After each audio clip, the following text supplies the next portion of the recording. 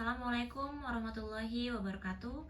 Kembali lagi bersama Fani Learning Islam. Dan kali ini aku akan melanjutkan membaca kitab dari Fathur Robani, Kunci-kunci pembuka rahasia ilahi. Hari ini adalah hari keempat dan ini majelis keempat dengan judul Pertobatan. Sebenarnya ini dimaksudkan sebagai pembelajaran untukku sendiri, dan mudah-mudahan semua yang mendengarkan bisa mengambil manfaatnya. Selamat menyaksikan dan selamat mendengarkan. Majelis keempat, Pertobatan. Hari itu, Ahad pagi, tanggal 10 Syawal 545 Hijriah, Syekh Abdul Qadir Al-Jailani berceramah tentang pertobatan di pondoknya. Rasulullah Shallallahu Alaihi Wasallam bersabda, "Barang siapa yang dibukakan pintu kebaikan, ia harus menggunakan kesempatan tersebut sebaik mungkin, sebab dia tidak tahu kapan pintu itu tertutup baginya. Wahai kaum muslimin, pergunakanlah kesempatan sebaik mungkin untuk melintasi pintu kehidupan selama ia masih terbuka, sebab sebentar lagi pintu itu akan tertutup. Berbuat baiklah selama engkau masih mampu melaksanakannya. Pakailah pintu tobat dan masuklah ke dalam pintu pertobatan selagi ia masih terbuka. Masukilah pintu doa yang masih terbuka. Datangilah pintu pergaulan dengan orang-orang soleh yang masih terbuka. Duhai kaum muslimin, bangunlah sesuatu yang telah kau runtuhkan. Cucilah sesuatu yang telah kau buat bernajis. Perbaikilah sesuatu yang telah kau rusak. Jernihkanlah hal-hal yang telah engkau keruhkan. Kasihilah sesuatu yang telah kau beri hukuman. Kembalilah kepada Tuhanmu setelah sekian lama engkau pergi menjauh atau ibak. Anak muda, yang ada di sini hanya Sang Pencipta. Jika engkau bersama Tuhan, berarti engkau hamba Tuhan. Akan tetapi jika engkau bersama makhluk, engkau adalah hamba makhluk. Tak ada kata-kata bagimu sampai engkau melewati padang tandus dan tanah kosong, atau al-fayif wa al-kifar dalam hatimu, dan nuranimu meninggalkan segala sesuatu. Tidakkah kau ketahui bahwa pencari Tuhan meninggalkan segala sesuatu dengan keyakinan bahwa semua itu makhluk yang membatasi dirinya dengan Tuhan? Apapun selain Allah dapat menutupi jalan menuju Allah. Hai anak muda, jangan bermalas-malasan karena kemalasan dan penyesalan dalam menggapai tali kasih Allah atau ribkihi, itu hukumnya haram. Perbaikilah amal perbuatanmu karena Dia telah berbuat baik untukmu, baik di dunia maupun di akhirat." Dalam salah satu kesempatan, Abu Muhammad Al-Ajami radhiyallahu anhu berdoa, "Ya Allah, jadikanlah kami orang-orang yang baik." Sebenarnya dia juga ingin mengucapkan, "Ya Allah, jadikanlah kami orang-orang terbaik." Tetapi lidahnya tak mampu mengucapkannya. Bagi seseorang yang mempunyai perasaan intuitif dapat memahami hal itu. Bergaulah dengan makhluk Allah Subhanahu wa Ta'ala dengan baik. Selaraskanlah pergaulan itu dengan batas-batas syariat dan keridhaan Allah yang baik dan mengandung keberkahan. Jika pergaulan itu bertentangan dengan batas aturan Allah dan keridhaannya, jangan terlibat dalam pergaulan itu karena tak ada kehormatan bagi mereka. Sesungguhnya, menerima ketaatan merupakan tanda bagi orang-orang yang bersih dan terpilih atau al-ijtiba. Hai anak muda, melekatlah pada jejaring doa. Kembalilah kepada keridhaan Allah Subhanahu wa Ta'ala, serta jangan biarkan mulut dan hatimu menentangnya. Pada hari kiamat nanti, manusia mengingat apa yang telah dia perbuat di dunia, baik perbuatan itu baik maupun buruk. Penyesalan dan ingatan tak berguna lagi di sana. Mengingat hari sebelum kematian tidak ada gunanya, sebagaimana tak ada gunanya mengingat penanaman benih saat panen. Nabi Muhammad SAW bersabda, dunia adalah ladang akhirat. Orang yang menanam kebaikan akan menuai kegembiraan. Orang yang menanam keburukan akan menuai penyesalan. Ketika kematian mendatangimu, engkau akan tersadar. Sayangnya saat itu kesadaran tidak lagi diperlukan. Ya Allah, sadarkanlah kami dari tidurnya orang-orang lalai dan mereka yang tidak mengenal-Mu. Amin. Duhai anak muda, engkau bersahabat dengan orang-orang buruk, lalu engkau pun berburuk sangka kepada orang-orang baik. Maka dari itu, berjalanlah di bawah naungan kitab Allah dan sunnah Rasulullah SAW. Niscaya engkau akan menang.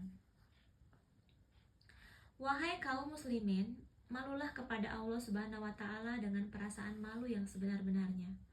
Jangan lalai karena waktumu akan segera habis. Engkau telah lama sibuk mengumpulkan sesuatu yang dapat kau makan, menghayalkan sesuatu yang tak dapat kau capai, dan membangun sesuatu yang tidak kau tempati. Semua itu menghalangimu memasuki tempat Allah Subhanahu wa Ta'ala. Selalu mengingat Allah Subhanahu wa Ta'ala akan memberi naungan hati bagi para bijak bestari.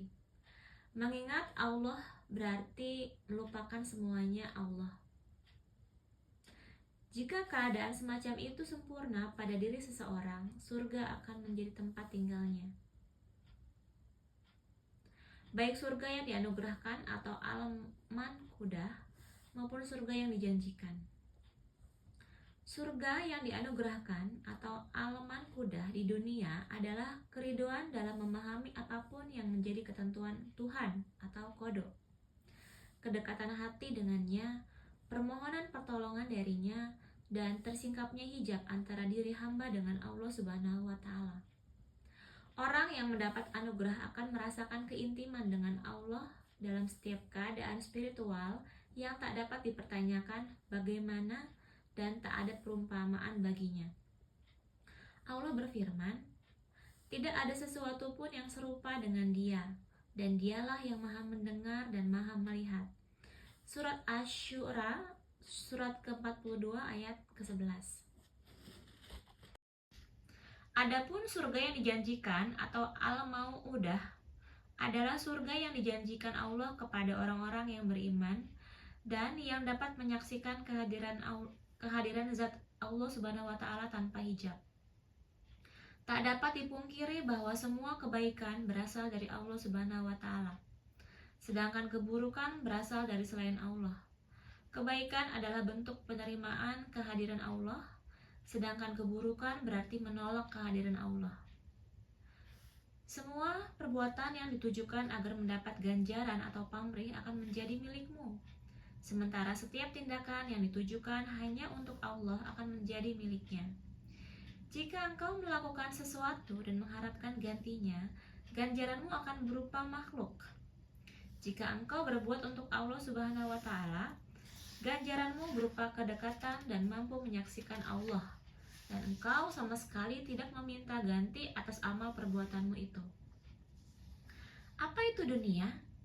Apa itu akhirat? Apa itu kegelisahan pada selain Allah Subhanahu wa Ta'ala? Kejarlah pemberi nikmat, bukan nikmat itu sendiri. Carilah tetangga sebelum mencari rumah. Allah Subhanahu wa Ta'ala adalah yang ada sebelum apapun. Dialah zat yang mengadakan segala sesuatu dan yang ada setelah segala sesuatu. Ingatlah kematian, bersabarlah menghadapi segala cobaan, bertawakallah kepada Allah dalam segala kondisi. Jika engkau dapat melakukan 3 hal itu hingga malaikat datang mengingatkanmu tentang kematian, berarti kezuhudanmu sudah benar.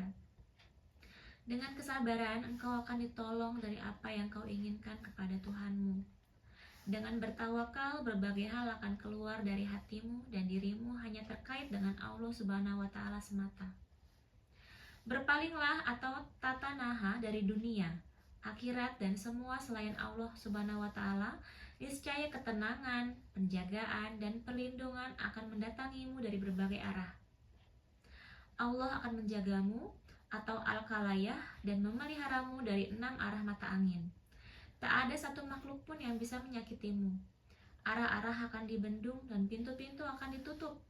Sedangkan engkau termasuk dari sebagian orang yang dijaga oleh Allah, sebagaimana disebutkan dalam ayat, sesungguhnya hamba-hambaku tidak ada kekuasaan bagimu terhadap mereka, kecuali orang-orang yang mengikutimu, yaitu orang-orang yang sesat. Surat Al-Hijr, surat ke-15 ayat ke-42. Lantas, bagaimana mungkin orang-orang sesat itu punya kekuasaan terhadap orang-orang yang bertauhid dan ikhlas, yang tak pernah memamerkan perbuatan mereka kepada makhluk? Ketahuilah, pembicaraan itu berada di akhir, bukan di awal. Permulaan itu tidak bermakna, sedangkan pada akhir pembicaraan itu penuh dengan makna.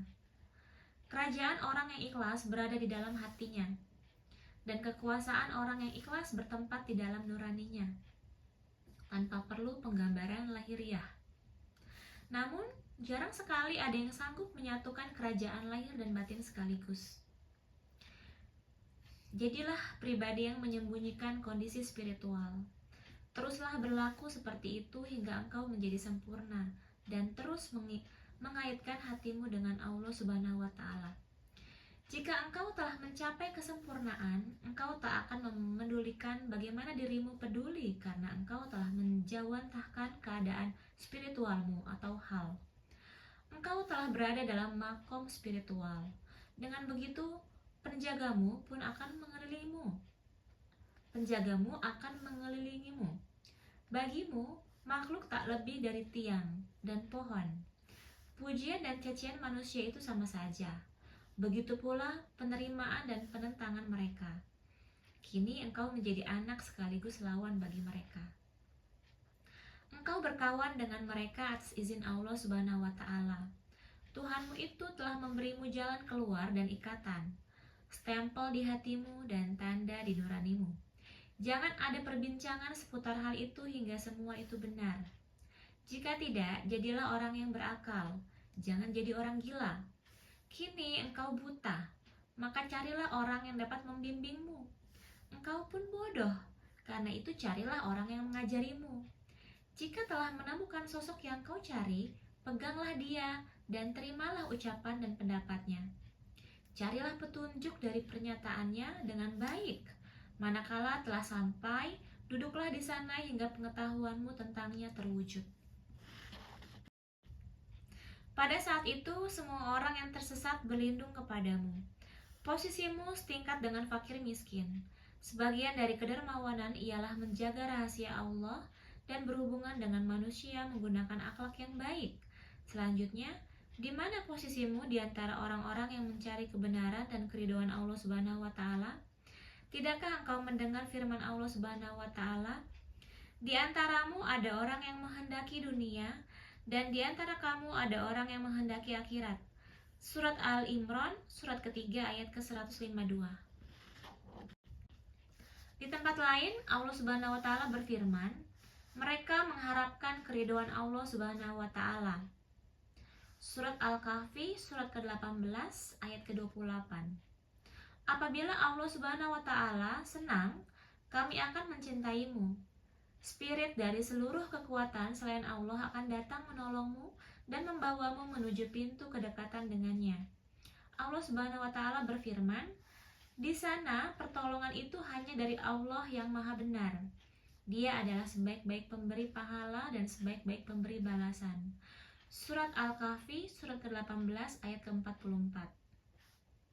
Jika semua itu berlangsung pada dirimu secara baik, dunia dan akhirat akan mendatangimu untuk berkhidmat tanpa mara bahaya kelelahan khas makhluk. Setelah itu, ketuklah pintu Allah dan tetaplah di pintunya. Jika engkau menetap di situ, akan terbersit ide dalam dirimu yang dapat mengetahui pikiran hawa nafsu, hati, iblis, dan malaikat. Ide dalam dirimu akan memberitahumu, inilah pikiran yang benar dan yang buruk, dan yang ini buruk. Saya ulangi, inilah pikiran yang benar dan yang ini buruk. Engkau pun dapat mengenal mereka satu persatu dengan tanda-tanda yang kau ketahui. Bila engkau telah sampai pada posisi spiritual ini, engkau telah didatangi oleh ide-ide dari Allah yang mendidik, menetapkan, menegakkan, mendudukkan, menggerakkan, mendiamkan, memerintah, dan melarangmu. Wahai kaum muslimin, janganlah meminta kelebihan dan kekurangan. Jangan pula kau minta kemajuan dan kemunduran, sebab takdir telah mengikat setiap individu dari kalian. Setiap kalian memiliki buku catatan dan sejarah khusus. Rasulullah SAW bersabda, Allah Subhanahu wa Ta'ala telah selesai dengan penciptaan dan pemberian rezeki. Tinta telah kering bersama apa yang ada. Allah Subhanahu wa Ta'ala telah selesai menentukan segala sesuatu sejak azali. Namun, setelah datangnya hukum baru yang berupa perintah, larangan, dan ketetapan itu menggantikan hukum-hukum lama. Seseorang tak diperbolehkan memprotes hukum yang telah ditentukan sebelumnya. Seperti firman Allah Subhanahu wa Ta'ala berikut. Dia tidak ditanya tentang apa yang diperbuatnya, dan merekalah yang akan ditanyai. Surat Al-Anbiya, surat ke-21 ayat ke-23. Wahai kaum muslim, kerjakanlah perbuatan lahiriah yang telah tercatat di atas tinta hitam pada kertas putih ini atau Al-Quran, hingga engkau terdorong untuk melakukan perilaku batin. Ini adalah perintah. Bila engkau melaksanakan yang lahir, engkau akan memahami yang batin. Yang pertama kali memahami adalah nuranimu, lalu hatimu mendiktekannya pada dirimu. Jiwamu mengejanya ke lisanmu. Lisanmu akan merealisasikannya pada kebiasaanmu. Allah melakukan semua ini demi kemaslahatan dan kemanfaatan untuk kalian. Sungguh menggembirakan bila engkau menyelaraskan diri dengan Allah Subhanahu wa Ta'ala dan mencintainya. Celakalah engkau bila mengaku mencintai Allah tanpa bukti. Tidakkah kau ketahui bahwa mencintai Allah terkait dengan berbagai persyaratan? Salah satu syarat mencintai Allah Subhanahu wa Ta'ala adalah keselarasan Allah denganmu atau muwafaqatihi fika, dan dengan selain dirimu atau makhluk. Syarat lain untuk mencintainya ialah dengan engkau tidak tinggal bersama selainnya atau khalwat, akrab dengannya, dan tidak berlaku buruk kepada Allah. Jika rasa cinta kepada Allah telah menempati hati seorang hamba, maka dirinya akan intim bersama Allah dan membenci semua hal yang dibenci olehnya. Bertobatlah atas pengakuan bohongmu tentang cinta kepada Allah, tetapi tidak mengosongkan diri atau takhali, berkhayal, berbohong, melakukan kemunafikan, dan membuat-buat hal yang tak sepatutnya. Bertobatlah dan berpegang teguh dengan tobatmu itu, atau menetap dalam tobat. Bertobat berbeda arti dengan menetap dalam tobat. Sebagaimana menanam itu artinya berbeda dengan pertumbuhan atau tagsinihi dan pembuahan.